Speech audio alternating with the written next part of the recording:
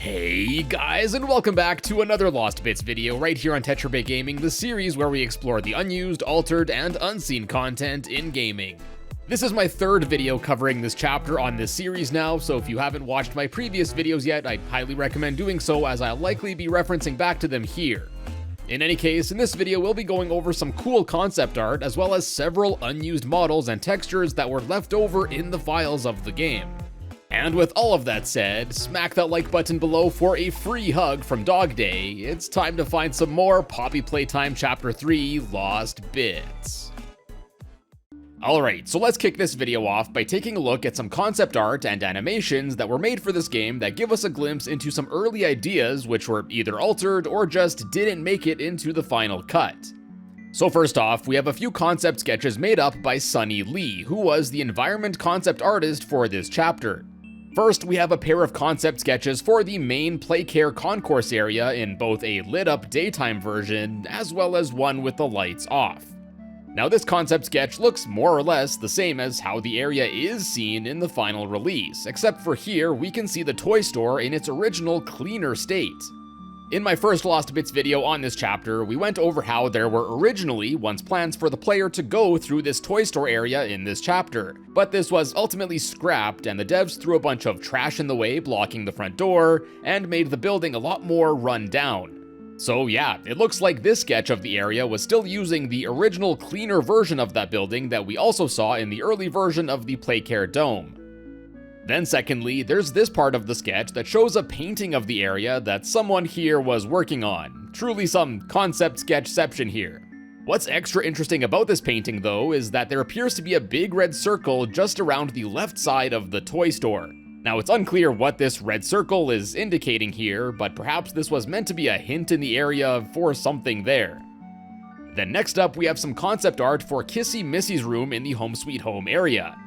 Now right off the bat, you'll notice that the furniture and decor here looks infinitely better than the stuff seen in Home Sweet Home in the game. And we can see some bunk beds and desks that the kids of the orphanage would use in their room, and they'd even have their own TV and VCR. And of course, we can see Kissy Missy just chilling here, and I guess this scene was what would eventually become this part of the game where you can see her in the room here. And in addition to seeing a Blossom toy here from the Powerpuff Girls, another interesting thing to note is that the rug here only says Sweet Home and not Home Sweet Home. So maybe not having the first home in the title was originally planned for the name of the area. And then lastly from Sunny are actually a bunch of concept sketches for CatNap. The first set of these sketches are for the final part of the game where CatNap combusts after you shock him with the green hand, as we can see him catch fire a bit, fully catch fire, and then we can see his charred remains. And although this is pretty much what does happen in the game, the first of these sketches appears to reveal an idea where the player would actually be able to see CatNap's bones under his skin, as his fur and flesh would burn off. That would be quite graphic and unsettling, and since the series, according to the head of Mob Entertainment, is suitable for kids 8 and up and this series isn't gruesome or gory, I guess it makes sense that this was changed? And if you thought that was creepy, you ain't seen nothing yet, as the next sketch for CatNap reveals an early concept in which the Nightmare CatNap would actually be made up of the bodies of several humans, as we can see them throughout his body all the way down through his tail. Now these would presumably have been the victims of the Hour of Joy incident that took place at Playtime Co., as we can see people of all ages here, so probably both employees as well as orphans that were in the facility. Nightmare CatNap is scary enough as he's seen in the final game, but had they kept this original design, he'd probably be one of the scariest mascot indie horror characters out there. Then, on a bit of a lighter note, while we're talking about CatNap, there's also another set of sketches made by Micah from Zamination, who used to work on this series, that not only reveals the first ever concept sketches and ideas for the character, but also an early name too, Cuddle Kitty. We went over another early name for the character, Nappy Cat, in my first video, and honestly, between CatNap, Cuddle Kitty, and Nappy Cat, I definitely think CatNap rolls off the tongue the best. This document also reveals that the original idea for the character was much different, as CatNap would also double as a suit that a person could wear. And then I guess the idea would be that the player would be able to see the skeletal remains of a human that once wore the suit, kinda sorta like FNAF's Springtrap, I suppose. And even though the final decision for CatNap's design took a different path, I guess remnants of this idea did go on to be used in the final design, as the zipper on CatNap's belly here is where, in the original idea, a person would enter the suit. Next, in an animation reel posted by the game's technical artist, James Pelter, not only do we get a cool behind-the-scenes look at how the models were rigged up for animation, we also get to see glimpses at some unused stuff too. So first, I mentioned how there was an unused clean model of Mystolite found just above the school area in the game, but this video shows that there was work done on rigging her up too, suggesting that the clean version was indeed once planned to have a bigger role in the game. The ruined version of Mystolite is certainly creepy, but this clean one is honestly just as, if not creepier in my opinion, with that absolutely terrifying grin. Now, some of you have left comments on my first video saying that this model is used in the Hour of Joy tape, and although that might be likely, there the Mystolites are only seen stiff for only a few frames of the video.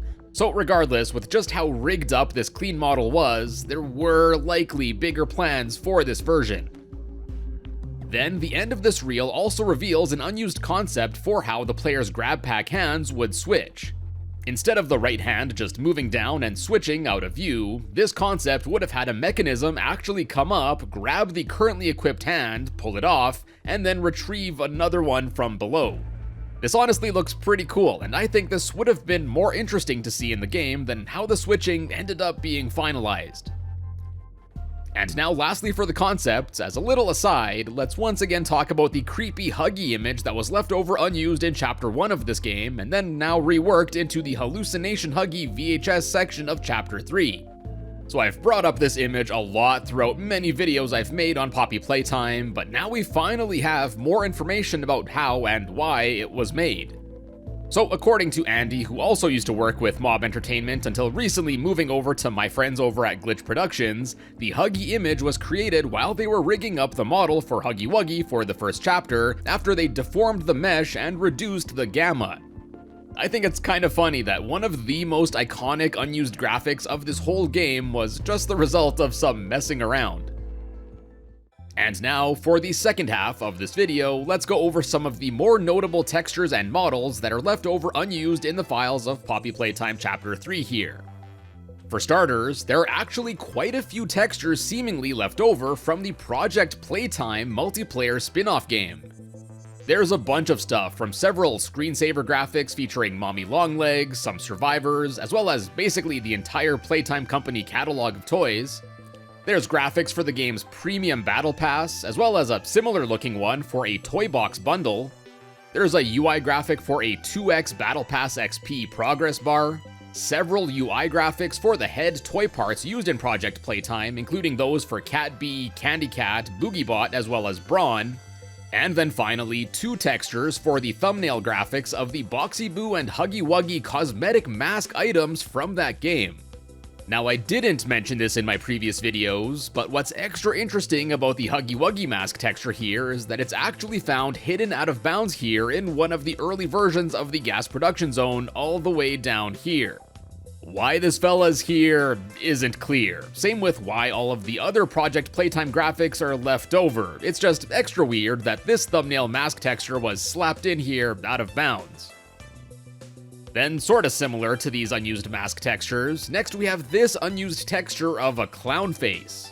Now, I don't think I recall seeing any sort of clowns in Chapter 3 here, but I guess this creepy clown could have been a placeholder meant for maybe the playhouse because it kinda sorta looks like a carnival tent? I don't know. If you have any other theories, let us know down in the comments. Anyways, next up are 6 unused placeholder hint textures that were meant for the school area, seemingly one for 6 different school subjects. Art, math, science, reading, spelling, and science again, as this references a train.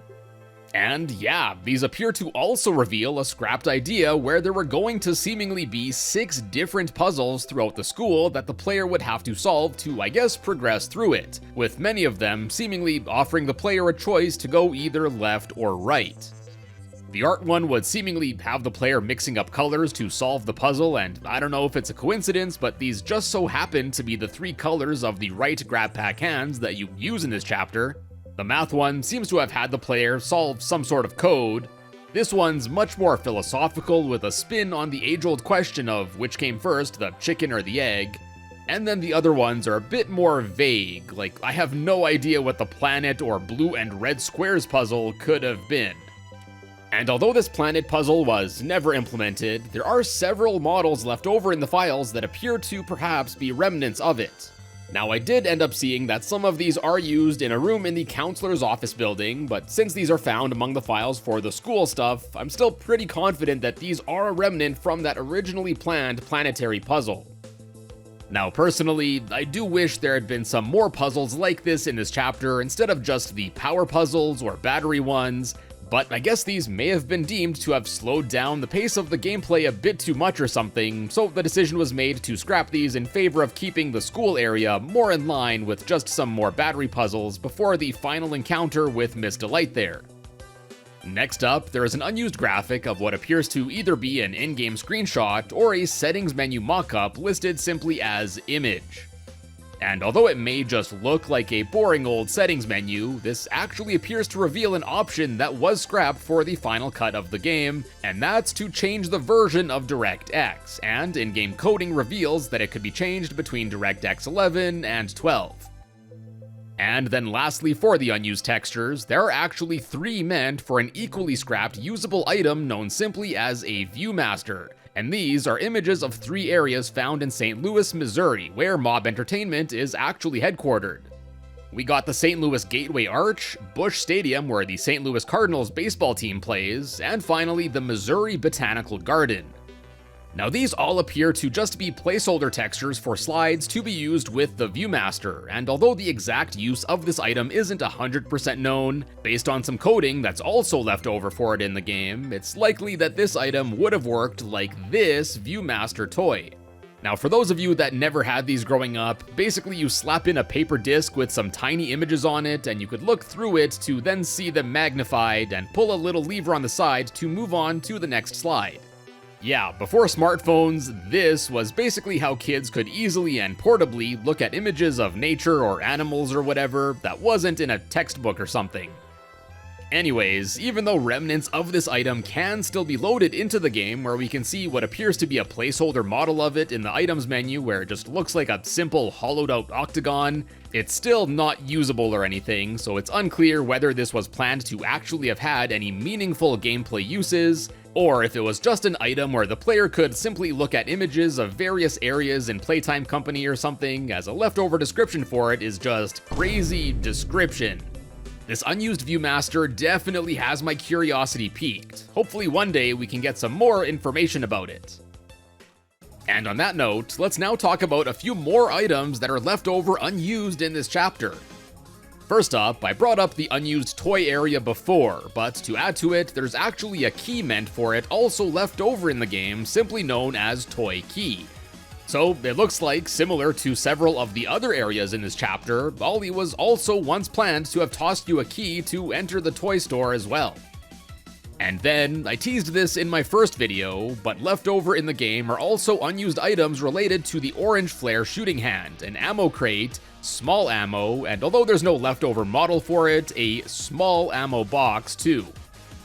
Now all of these appear to reveal early plans for the flare gun hand not to have unlimited ammo where you just have to wait around for it to reload, but rather that you'd have to find either these single 12-gauge small flare shells around the map, or a larger amount of them in these ammo crates, which, as I discussed in my first video on this chapter, there's one of these still found left over in the early version of the final CatNap boss fight map, where it would seemingly constantly get refilled by this pipe.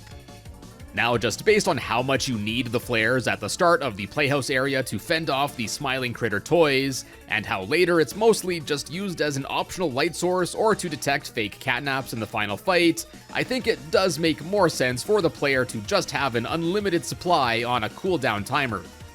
And I brought up the Huggy Wuggy mask texture earlier, but one of these flare rounds can also be found just chilling here out of bounds above the early version of the final boss fight area too. Furthermore, the texture on this unused ammo crate also gives us a bit more info on the nature of these flares. The 40 here looks like it refers to the count per box, and then the rest of this appears to mean that despite looking like 12 gauge shells, these were meant to actually be 50 caliber linked armor piercing incendiary rounds. Now the flares in this chapter certainly don't seem to be armor piercing, and it looks like the devs likely just made the texture for this based off some real military ammo boxes, but it's interesting to think that on top of making toys and hosting an orphanage, Playtime Co. might also have ammunition manufacturing on their resume. Now next up, I've went over the toy store that was cut from this chapter a lot in these videos, but it turns out that there are quite a few models that were meant to be used there that are still left over in the game's files. Found in a folder in the files titled Play Store, there are numerous models here. Now I do believe most of these are used in the game, like some of these busted up toys and boxes, this cash register that's seen in the main Playcare area here, as well as the Fun Bucks builds, which can be seen scattered around the cash register, as well as right in front of the toy store, only reinforcing that these would be used there too. Then, initially, I also thought that some of these shelves and bins and such, as well as these coins, were also unused, but I did actually find them in this area near the cable car entrance, so it looks like these did go on to be used despite the Play Store being cut. And to add to that, some other stuff like these larger stacks of bills, this curved shelving unit, as well as these rolls of coins, I believe are only ever seen in the office room of Eduardo Gala, the head of the toy store. So just the fact that these can basically only be found in this one room, I think, only solidifies that they would have been seen more frequently in the toy store as well. And then, correct me if I'm wrong, but I don't think I've seen this cool looking flashlight anywhere in this chapter that's also found in this Play Store folder here. And based on its file name, this flashlight would have apparently been found in some sort of first aid kit. Overall though, I'm still pretty disappointed that the inside of the toy store was scrapped. With that being the originally planned area where we'd see the shrine to the prototype and all, I think this would have made for an awesome part of this chapter. And now, last up for this video, there are also numerous early placeholder models left over in the game. Now, many of these were made up for the early versions of the maps I covered in my previous video, but in any case, we got the unused Nintendo 64 controller that was found out of bounds in the early Tunnels map, some balcony doors, another door, an early battery, a microwave oven, a medical jar, a very basic model of a phone, an equally basic security camera, a TV, a trampoline, a placeholder pair of pistons, some tanks, an early model of the green hand charge receivers that we also saw in the early version of the final boss fight area, early parts of the entrance to the Playcare cable car including the turnstile arches and trees, these candy carts seen up here, and then an early model for the cable car itself. There's an early model of the VHS tapes, and then there's also a bunch of frankly less interesting stuff like a chair, book, bed, vent covers, and more. It should be no surprise to anyone that these don't normally get seen by the player in this chapter, but regardless, it's pretty cool that we still have these kicking around in the files. And my friends, we'll leave it there for Poppy Playtime Chapter 3, at least for now. I think I've covered at least most of the more interesting unused content at this point, so unless something else major gets unearthed, it's back to tackling some other games we go, but I hope you enjoyed this mini adventure into this chapter. While you're here, check out some of my other Lost Bits videos, and be sure to subscribe to the channel to find your way back here in the future. And as always, thank you all so much for stopping by today, and I will see you in a bit.